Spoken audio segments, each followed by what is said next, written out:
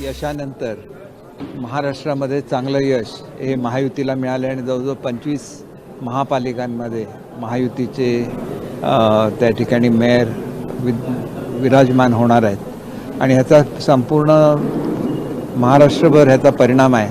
आज उभाटाचे सर्व प्रमुख जे पदाधिकारी आहेत त्याच्यामध्ये त्यांचे तालुका प्रमुख आहेत श्री परब, शहर प्रमुख श्री राऊळ आणि त्यांचे सर्व सहकारी यांनी आज उभाटामधून मूळ शिवसेनेमध्ये प्रवेश केलेला आहे आणि त्याच्यामुळे त्यांचं मी मनापासून त्यांच्या सर्व सहकाऱ्यांचं स्वागत करतो. त्यांच्या येण्यामुळे शिवसेना वेंगुर्ला तालुक्यामध्ये अधिक मजबूत होईल.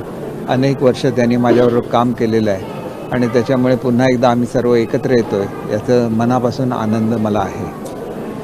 एकीकडे पाहिलं तर सध्या भाजपमध्ये मोठ्या प्रमाणात नाराजी दिसते.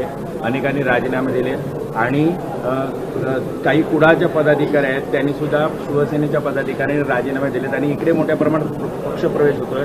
या दोन्ही बाजूवर तुम्ही काय बोलता? आम्ही ज्या जिल्हा परिषदेच्या निवडणुका या महायुतीच्या माध्यमातून लढवतो.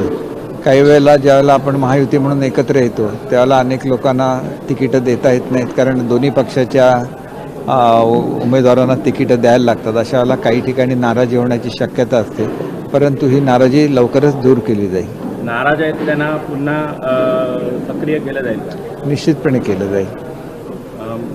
सध्या बघितलं तर मुंबई महापालिकेचं महापौर पदासंदर्भात अलीकडे आज संजय राऊत यांनी बोलले की महापौर बसवताना शिवसेनाला कुठेतरी डावलण्याचा प्रयत्न केला जात आहे असं एक आरोप केला आहे. महाराष्ट्रामध्ये देवेंद्रजी फडणवीस आणि एकनाथजी शिंदे यांची एक अभेद्य जोडी आहे आणि त्यांच्यामध्ये कधीही गैरसमज नसतात. ते एकत्र बसून सगळे निर्णय घेत असतात. तसेच महापालिकांची निवडणूकच्या संदर्भातले निर्णयसुद्धा आमचे दोन्ही नेते एकत्र बसतील आणि दिल्लीचं सुद्धा मार्गदर्शन घेतील आणि योग्य तो निर्णय घेतील याची आम्हाला सगळ्यांना खात्री आहे. सध्या बाळासाहेबांचं जन्मशताब्दी वर्ष आणि यावेळी शिवसेनेत महापौर बसावा अशी मोठ्या प्रमाणात मागणी होते. महापौर हा महायुतीचा असेल आणि तो मराठी असेल याची मी आपल्याला खात्री देतो. नेत्यांची चर्चा होत असताना आम्ही त्याच्यावर काहीतरी कॉमेंट करणं हे योग्य नाही आणि त्याच्यामुळे निश्चितपणे महायुतीचा आणि तो सुद्धा मराठी महापौर हा मुंबई महापालिकेमध्ये विराजमान होईल याची मला खात्री आहे.